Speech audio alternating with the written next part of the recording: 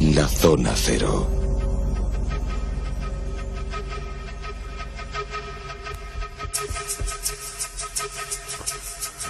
Podríamos decir que no son horas de un cuento tan infantil, tan sencillo, tan cándido como el de Caperucita Roja, porque en un principio es lo que se cree, seguramente porque se ha ido desnaturalizando a lo largo del tiempo, con el paso de los siglos, con la tradición, con las versiones escritas que fueron recortando algunas cosas, pero seguramente el cuento de Caperucita Roja sería muy digno de estas horas, porque es una auténtica bestialidad. Pues sí. Nunca mejor dicho, sí. Tanto metafórica como realmente, ¿no? Sí, pero bueno, hemos intentado edulcorarlo un poquillo, poniéndose unas trenzas, Carlos, y una capita roja. Sí. Entonces ahora ya parece que por lo menos da menos miedo. Así que te va a comer a ti, Carlos. Bueno, no pasa si nada. me dejo. Ya veremos. Tú sabes que el lobo ha llegado a ser un verdadero pringao en las historias modernas de Caperucita. Pero lo cierto es que esto es una historia de terror originariamente, como Dios manda. Originariamente no es una obra escrita, es decir, no es un cuento escrito, sino que es una tradición. Sí, ¿verdad? no, vamos a empezar a explicarlo bien. Un mito, quizá, más que también lo ha incluso sido. un mito, ¿no? Eso ha sido después, pero yo creo que hay que empezar por el principio. Y es que, efectivamente, lo que hizo Charles Perrault fue fundamentalmente recoger una historia que circulaba por toda Europa Occidental, no solamente por Francia, y como hizo con otros muchos cuentos, pues le dio una forma definitiva que a él le pareció lo suficientemente interesante como para no asustar a la gente y para mantener, en cierto modo, el toque moralizante que tienen siempre, no solamente ese cuento, sino todos los demás. Él es verdad que incluyó dentro de una historia, un cuento, un libro famosísimo, de los libros famosos para mi gusto de Europa, que se llamaba originariamente Historias contadas de los tiempos pasados, así como Cuentos del pasado con moralejas. Ese libro se llamó también Cuentos de la mamá oca, de mi madre la oca, porque aparecía así en la portada de la primera edición, que es de 1697. Bueno, allí había un cuentecito pequeñito, porque es un cuento muy breve, que se llamaba Le Petit Chaperon Rouge, es decir, la Caperucita Roja. Esa es la primera vez que ese nombre aparece, porque aunque la historia existía, y ahora veremos que con ligeras variantes, sin embargo, la palabra Caperucita Roja no, esa la incorpora Perrault. Pero atención a una cuestión importante, no es el cuento que conocemos de Caperucita Roja, porque incluso en las versiones actuales de Perrault ha sido modificado. Es decir, el cuento que conocemos es el fruto de una auténtica manipulación para eliminar el contenido original, que como ahora veremos tenía desde un contenido moralizante o de advertencia hasta uno claramente índole sexual, muy claro, que bueno, luego haremos alguna acotación final sobre esto. Porque ¿cuántas películas pornos han aprovechado? X no han tenido y no han utilizado la estética de la Caperucita Roja? Es que la estética de la Caperucita Roja... Y las propias palabras de Caperucita Roja. Sí. Claro, pero fíjate, para que todos los oyentes antes de... Te vas por los ojos grandes y terminas claro. por... Qué oreja más grande. Sí. Qué cosa más grande. Orejas. El caso es que cualquier oyente recordará que incluso hace poco un anuncio de perfumes que hacía Stella Warren, la actriz que hizo la versión parisina moderna del hombre lobo, un hombre lobo americano en París, un hombre lobo en París. Es decir, me acuerdo que hay un detalle y es que ella sale con una Caperucita Roja. Sale vestida de Caperucita Roja, que es algo totalmente alejado de la película original de John Landis, de un hombre lobo americano en Londres. En la versión parisina hace un juego con las dos cosas, porque la verdad es que es muy resultado en la historia de Caperucita. El caso es que es eso, es decir, se trata básicamente, para empezar por ahí, de un cuento popular, europeo, occidental, que dentro de su famosa obra de historias y cuentos de antaño o historias y cuentos del pasado, incorpora Perrault dentro de la publica en 1697. Ya con ese título, Caperucita Roja, pero manteniendo todavía parte de la fuerza original de la historia. Esa historia original, como decís y estáis explicando, es totalmente distinta a la que ahora mismo tenemos y a la que ahora mismo seguramente muchos padres cuentan a los niños, y es que todavía se cuentan cuentos de esas características, ¿no? Más que contársele, por desgracia. Yo creo que se ha perdido un poco el arte de contar cuentos. Pero seguramente en ese cuento la versión, muy rápidamente, ¿no? Es la historia de la niña que tiene que recoger unos pasteles en su cesto y que le envía a la madre a casa de la abuela, va con los pasteles. Que tiene que pasar un bosque tenebroso. Un bosque tenebroso en donde se encuentra el lobo, le pregunta dónde va y dice el lobo, bueno, pues vas a casa de tu abuela, y entonces el lobo maquina su presencia en casa de la abuela, se trasviste de abuela, sí, y ahí es donde le espera para comérsela, claro, básicamente, ¿no? Y ese es el cuento de Perrault, que mucha gente lo desconoce, porque la mayoría conocen el cuento de Caperucita Roja por la versión que dieron los hermanos Grimm. Pero bueno, que ahora comentaremos cómo va variando, cómo va mutando el cuento, cómo se va adulterando y cómo se va edulcorando también también, precisamente para eso, para que sea políticamente correcto. Porque en el cuento de Perrault, que es lo que hace recoger una versión oral, que se transmitía pues a lo largo de toda Europa, ¿no?, como decía Carlos, pues bueno, pues él le da por poner estos cuentos por escrito. Pero fíjate que estamos hablando de Charles Perrault, que era un académico de la Academia de Ciencias de Francia, una persona muy prestigiosa, muy reputada, que no tenía por qué escribir este tipo de cuentos y sin embargo lo escribe, pero con seudónimo, por el qué dirán, para que no se reirán de él. Él tenía 69 años en aquel momento y lo que hace es poner por escrito estos cuentos, y fíjate, ni él mismo lo sabía, que al final iba a pasar a la posteridad por este tipo de relatos infantiles y no por las obras sesudas que había escrito anteriormente, ¿no? Y eso le sirvió además algún que otra mofa, por ejemplo como la de Boileau, que era otro compañero de academia, donde se reía un poco cada vez que pasaba, como Nelson, el de los Simpsons, ¿no? Por haber puesto por escrito este tipo de cuentos. Es que la verdad es que la historia de Perrault, que era un funcionario de alto nivel del Estado francés de Luis XIV, además durante un tiempo incluso fue el protegido de Colbert. Cuando él le nombra en 1663 secretario de la Academia Francesa, era porque estaba en aquella época, en su época de enchufamiento total. Entonces la verdad es que era un auténtico pelota, un tipo bastante soso y bastante aburrido, que se dedicaba a la burocracia de una manera pues muy sosa. Él escribía odas, discursos, poemas, todo bastante cursi, donde se pasaba el tiempo, como hemos dicho, haciendo la pelota al rey y a los príncipes franceses. De Luis XV, estamos hablando de la época de Luis XV. 14. Sí, pero también le tocó... sí, bueno, ya muy mayor. Ya muy mayor al final, sí, efectivamente. Por eso digo que cuando escribe los cuentos tiene 69 años. El caso es que el primer libro, fíjate, que es de 1161, que se llamaba Los muros de Troya, indica claramente que él no se dedicaba a los niños, él tenía otras pretensiones. Lo que pasa es que realmente tuvo bastante suerte porque su pelotismo y su permanente estar detrás dándole la pelota y halagando a los jefazos, pues le sirvió tanto que además le dio la fortuna a su familia. Por ejemplo, su hermano Claude fue el que hizo el Observatorio Real francés, que lo cual es algo notable. El caso es que una vez que es nombrado académico en 1671, él ya se siente bastante poderoso e importante. Poco después le convierten en bibliotecario de la Academia Francesa. Ya a partir de entonces, cuando ya estaba claramente asentado dentro... Y que tiene niños, eso también le cambia un poco la mentalidad. Tuvo varios hijos, tuvo 2 hijos y una niña, ¿no? Me parece. Sí.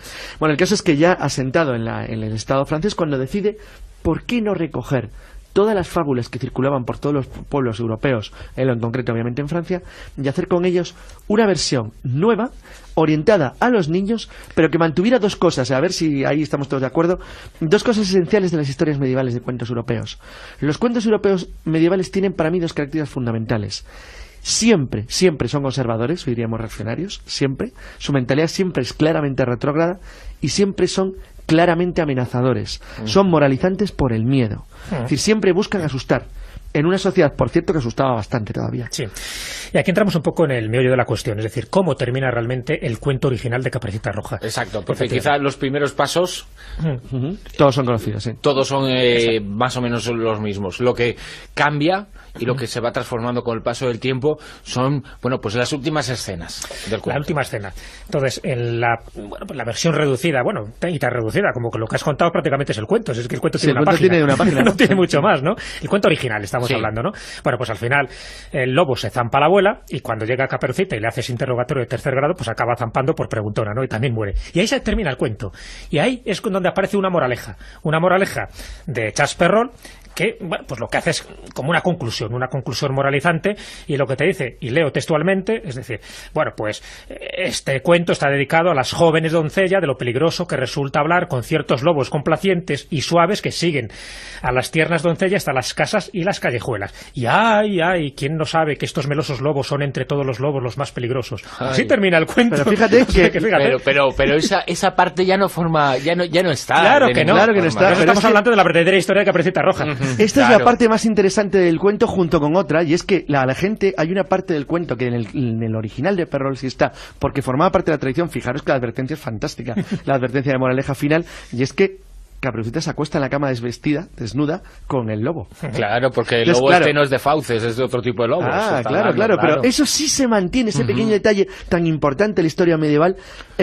Se le olvida a Perrault quitarlo, porque no era su intención ahí mantenerlo así, pero lo deja. De manera que eso es lo que luego los censores, los famosos hermanos Grimm, se llegaron a eliminar. Claro, llegan los hermanos Grimm, y aquí estamos hablando de principios del siglo XIX, o sea que, bueno, pasan unos cuantos años. Sí, 1812, cuentos para la infancia y el hogar. Releen otra vez este tipo de cuentos cuentos, los que tanto de tradición oral en Alemania como los que ya estaban puestos por escrito, como era el caso de Charles Perrault, que por cierto, Charles Perrault es verdad que pone por vez primera el cuento de Caperucita Roja por escrito, pero es que también la primera versión que hay de otros cuentos infantiles se debe a Charles Perrault, por ejemplo, el de Piel de Asno, el de Pulgarcito, el Gato con Botas o la Cenicienta, que también es bueno decirlo, todos son cuentos de la tradición oral, incluso la Cenicienta tiene también reminiscencias orientales, porque ese sí que tiene una carga simbólica tremenda, y todo se lo debe a Charles Perrault. Bueno, llegan los hermanos Grimm, bueno, pues bastante pacatos, y que quieren hacer cuentos políticamente correctos, porque, hombre, dice, es un cuento infantil, ¿no? Porque le dejamos traumatizado al niño si le cuentas el Caperucita Roja tal como se cuenta, ¿no? Por mucha moraleja que tú le metas, ¿no? A la hora de la verdad se zampa a la abuela y a Caperucita.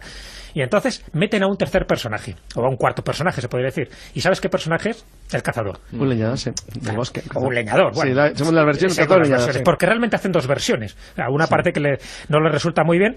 Entonces lo que hacen en estos cuentos infantiles y del hogar, como así titula los cuentos que ponen por escrito los hermanos Grimm, modifica sustancialmente la versión de Perrault, suaviza el trasfondo sexual e introduce dos variaciones de finales distintos que son los más conocidos por el público en general. Y todo ello con el fin de resultar, pues eso, menos atroz a la mentalidad de los niños, porque pensaba que de esta forma se les traumatizaba. Caras horror, porque los niños precisamente lo que quieren es esa dosis, no sexual, pero dosis de violencia. De algunas sí. Se ha estudiada por Bruno Bettelheim, por ejemplo. Sí, además es un libro, el libro de Bruno. Claro, de Bruno Bettelheim. Que aconsejamos psicoanálisis de los cuentos de hadas, que es genial. Es genial. Y habla precisamente de esa carga violenta que tienen muchos cuentos y con los niños se identifican. Ojo, se identifican siempre con el bueno, pero tiene que haber carga de violencia para que luego al final el bien resplandezca. Pero violencia inmortal, por eso es lo clásico del éxito absoluto de los dibujos de la Warner. Claro. Donde el coyote muere una y mil veces, pero nunca le va a acabar pasando nada. Se despeña con el hasta que al final, ¡pum!, y vuelve a salir vivo en la escena siguiente. Es cierto decir que por eso luego las adaptaciones que ha habido en el siglo XX, ya en el mundo posmoderno, tanto para videojuegos como para cualquier otro tipo, hemos hablado de películas pornográficas, esto sería un sector distinto, no, porque no orientado obviamente a niños, pero estaba pensando, es más fiel a la realidad. No, pero estaba pensando, por ejemplo, en los cuentos, no, porque pierden la moraleja. Pero por ejemplo, los cuentos de McFarlane, bueno, es decir, McFarlane, que hace unos muñecos americanos que son gore, donde Caperucita tiene desollado al pobre lobo, o no sé, o los cuentos de Darkstalkers, los cuentos de la oscuridad de Capcom, donde Caperucita arroja al alemán Baby Bonnie Hood y tiene una connotación totalmente violenta y moderna. Entonces ha sido siempre muy resultona por eso, porque reúne, como todos los cuentos que tienen una especie de mensaje subliminal profundísimo que forma parte del inconsciente colectivo europeo, pues la verdad es que son muy fáciles luego de convertir en cualquier otra cosa totalmente distinta, retocando el contenido pero manteniendo siempre algo del elemento original. Fíjate que en ese libro primero que estamos hablando, el de Charles Perrault, es la primera vez que aparece la palabra ogro. Ajá. Esos ogros que luego forman parte ya casi del inconsciente colectivo y sobre todo del inconsciente infantil, que sirve pues eso para atemorizar y para que el héroe o la heroína del cuento pues encuentre todo tipo de problemas. El ogro, la primera vez que aparece la palabra ogro es en este libro. Pero fíjate curioso, para que vea la gente también la conexión que tiene tan profunda, que eso lo cuentas tú muy bien en tu libro de Cocos, sí, en Los dueños de los sueños, la conexión tan profunda que tiene con la memoria ancestral. Los franceses no habían olvidado de la Edad Media, de puro terror, el terror que les infundían los primeros invasores húngaros que llegaron a las llanuras francesas en el siglo IX. Entonces los ugrios, claro, que eran los húngaros, es de donde viene la palabra ogro. La gente que llegaba a los pueblos, llevaba a los niños, a las mujeres, que destruía el ganado, incendiaba y se iban y se perdían en el bosque. Es decir, cómo influyó de tal manera el inconsciente que apenas, es decir, casi 700 años después, todavía se recordaba de una manera tan aterradora que generó la palabra que luego ha marcado al monstruo por excelencia de los cuentos infantiles. Y, como decíamos, retomando lo de los hermanos Grimm, ¿qué variantes se establecen? Bueno, pues una de las variantes, porque ya digo que escriben dos versiones diferentes, es cuando el cazador libera a la abuela y a la nieta del vientre del lobo. Es decir, primero se las zampa, o sea, eso no lo puede quitar, pero hombre, no puede quedar así.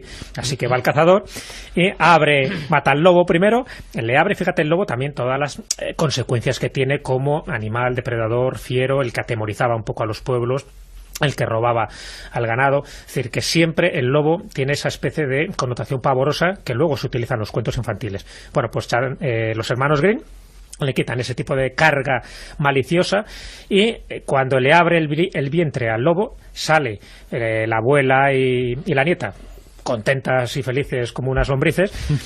Luego rellena de piedras el vientre. Fíjate que ahí es curioso porque no sé si consciente o inconscientemente los hermanos Grimm se está inspirando en el pasaje bíblico de Yahvé cuando libera a Jonás del vientre de la ballena y en el mito de Cronos, donde cuando pues tiene que abrir el vientre de Cronos también rellena para que salgan los hijos, entre ellos Zeus y el resto de hermanos, se los rellena también de piedras. Es decir, que está haciendo una reminiscencia mitológica para contar el final del cuento. Y en otro de los finales que hacen los hermanos Grimm, los dos protagonistas del cuento, que es Caperucita y la abuelita, preparan una caldera de aceite hirviendo en la que meten al lobo y le dejan frito, literalmente. Que estos alemanes ya tienen ideas. Claro, son así.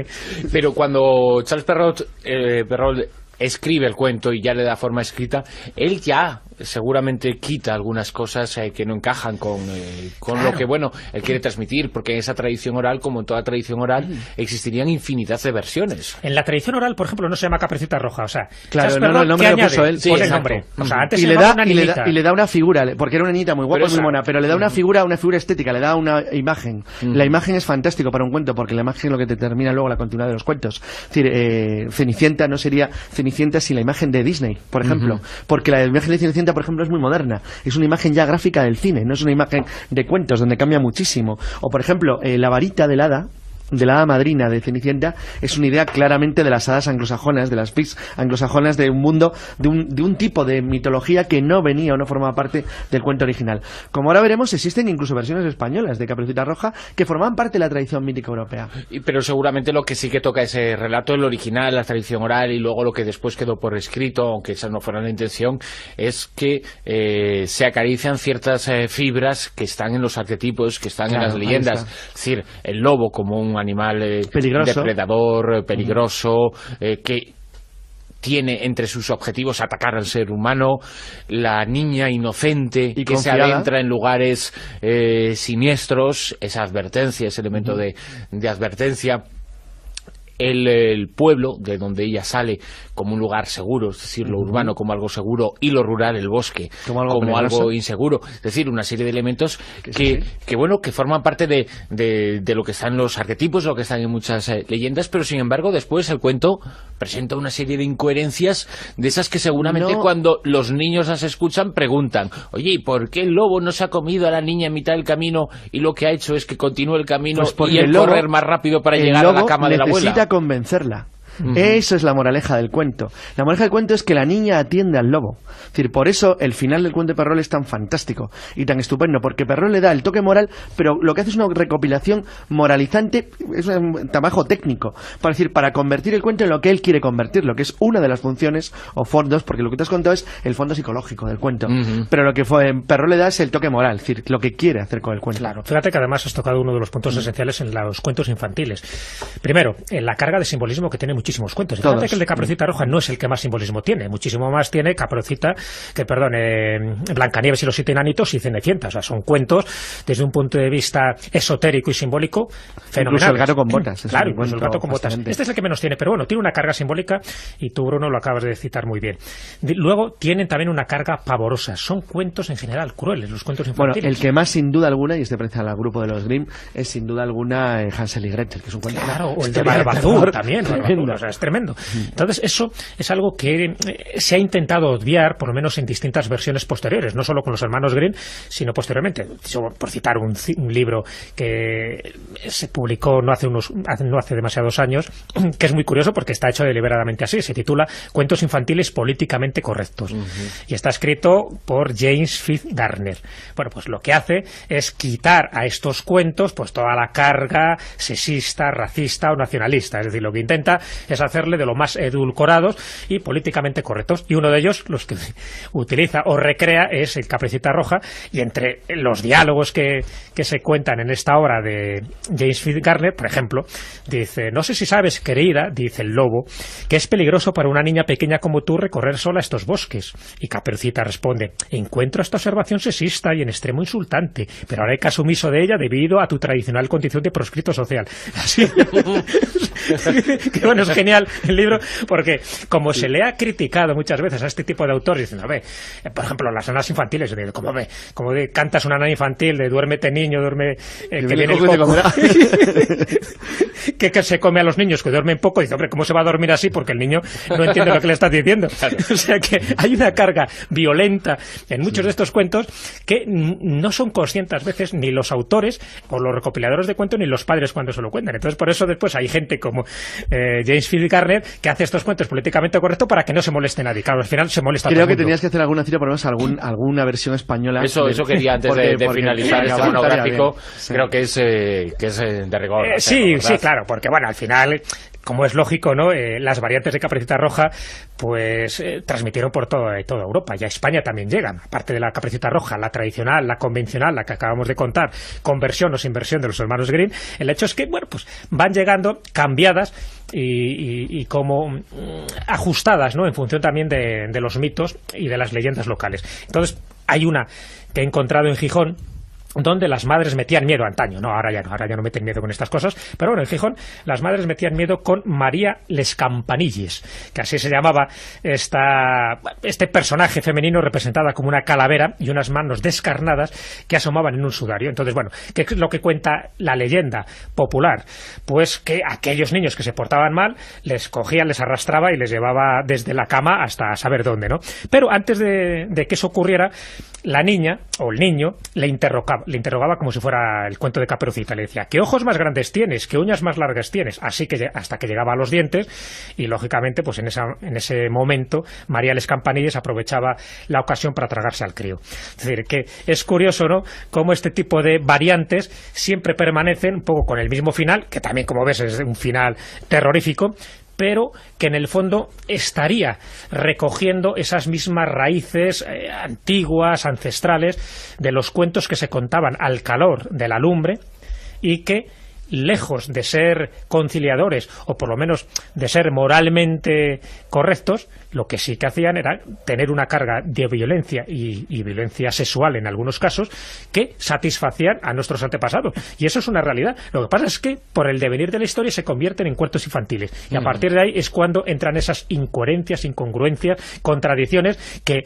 algunas personas, como los hermanos Grimm, intentaron limar de la mejor manera que pudieron. Pues si te parece, Jesús, para finalizar este monográfico, que creo que es importante, todo el mundo ha oído ese cuento, hemos contado una serie de anécdotas, de datos, para contextualizar mucho mejor y saber algo más del cuento cuando volvamos a oír hablar de él, pero creo que lo importante es quedarnos una vez más, y con ello concluimos, con esa parte final del relato de Charles Perrault, que lo que dice es literalmente la verdad, seguramente, de lo que buscaba por lo menos Charles Perrault y su sociedad. Exacto, de lo que habla el cuento en primera instancia. Pues sí, yo creo que sí, porque el final, si quieres lo podemos citar textualmente, porque la pena. Es clarísimo. O sea, las últimas líneas del cuento de Charles Perrault, el original, antes de la moraleja, porque la moraleja ya la hemos contado, dice: abuela, ¿qué brazos tan grandes tienes? Dice: es para abrazarte mejor, hija mía. Dice: abuela, ¿qué piernas tan grandes tienes? Es para correr mejor, hija mía. Abuela, ¿qué orejas tan grandes tienes? Ya te digo, el interrogatorio de tercer grado también se las trae. Es para oírte mejor, hija mía. Abuela, ¿qué ojos tan grandes tienes? Es para verte mejor, hija mía. Abuela, ¿qué dientes tan grandes tienes? Es para comerte. Y diciendo estas palabras, el lobo malo se abalanzó sobre Caperucita Roja y se la comió. Punto final. Así termina el cuento. Y después viene la moraleja demoledora sobre los lobos que no son lobos. Exacto. Y ahí se explica porque ya no es capaz de reconocer que no es su abuela, y es un lobo, porque por mucho que el lobo se transforme, pues es difícil pensar que la abuela tenía esos pelos. Hombre, ¿no? Que Caperucita Caperucita la tonta, porque claro, sí que demuestra una cierta bobalicona, porque decir, hombre, que un lobo hable ya de por sí llama la atención, ¿no? Ahora, que la confunda con su abuela, es que encima es cegatosa. O sea, tiene todas las características, igual que le pasa también a Blancanieves, para que le pase todo tipo de males, porque, hombre, hay que ser un poco más listos en la vida, ¿no? Si Blancanieves era especialmente inocente. O sea, la conclusión de la moraleja nuestra es: espabila, hija, espabila. Hay que viajar más, esa moraleja nuestra. Que hay otros bosques. Abuelita, abuelita, ¿qué ojos más grandes tienes? Son para verte mejor. Abuelita, abuelita, ¿qué nariz más grandes tienes? Es para verte mejor. Abuelita, abuelita, ¿qué orejas más grandes tienes? es para irte mejor. Abuelita, abuelita, ¿qué grandes tienes? Para comerte mejor. ¿Qué tal por esos tranquilos? Me parece el enojo. Voy a abrirle la tipa, esa comida a la abuela y a Caperucita. El cazador cortó la barriga del lobo y sacó a Caperucita y a la abuelita. Gracias, cazador. La tripa del lobo estaba muy oscura. Caperucita, vete al bosque y dame piedras. Vale, ahora las traigo. Sino que es una tradición. Sí, ¿verdad? no, vamos a empezar a explicarlo bien. Un mito, quizá, más que también lo ha incluso sido. un mito, ¿no? Eso ha sido después, pero yo creo que hay que empezar por el principio. Y es que, efectivamente, lo que hizo Charles Perrault fue fundamentalmente recoger una historia que circulaba por toda Europa occidental, no solamente por Francia, y como hizo con otros muchos cuentos, pues le dio una forma definitiva que a él le pareció lo suficientemente interesante como para no asustar a la gente y para mantener, en cierto modo, el toque moralizante que tienen siempre, no solamente ese cuento, sino todos los demás. Él es verdad que incluyó dentro de una historia, un cuento, un libro famosísimo, de los libros famosos para mi gusto de Europa, que se llamaba originariamente Historias contadas de los tiempos pasados, así como Cuentos del pasado con moralejas. Ese libro se llamó también Cuentos de la mamá oca, de mi madre la oca, porque aparecía así en la portada de la primera edición, que es de 1697.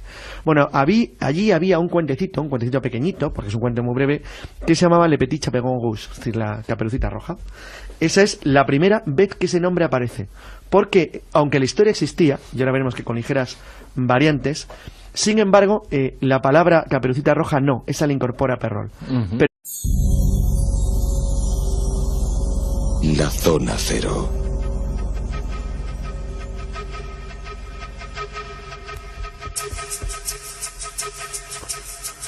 Podríamos decir que no son horas de un cuento tan infantil, tan sencillo, tan cándido como el de Caperucita Roja, porque en un principio es lo que se cree, seguramente porque se ha ido desnaturalizando a lo largo del tiempo, con el paso de los siglos, con la tradición, con las versiones escritas que fueron recortando algunas cosas, pero seguramente el cuento de Caperucita Roja... Pero atención a una cuestión importante, no es el cuento que conocemos de Caperucita Roja, porque incluso en las versiones actuales de Perrault ha sido modificado. Es decir, el cuento que conocemos es el fruto de una auténtica manipulación para eliminar el contenido original, que como ahora veremos tenía desde un contenido moralizante o de advertencia hasta uno claramente índole sexual, muy claro, que bueno, luego haremos alguna acotación final sobre esto.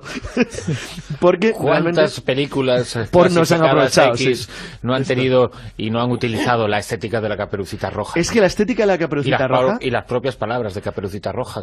Sí. Claro, pero fíjate, claro. Para... Roja sería muy digno de estas horas porque es una auténtica bestialidad. Pues sí. Nunca mejor dicho, sí. Tanto metafórica como realmente, ¿no? Sí, pero bueno, hemos intentado edulcorarlo un poquillo, poniéndose unas trenzas, Carlos, y una capita roja. Sí. Entonces ahora ya parece que por lo menos da menos miedo. Así que te va a comer a ti, Carlos. Bueno, no pasa si nada. me dejo. Ya veremos. Tú sabes que el lobo ha llegado a ser un verdadero pringao en las historias modernas de Caperucita. Pero lo cierto es que esto es una historia de terror originariamente, como Dios manda. Originariamente no es una obra escrita, es decir, no es un cuento.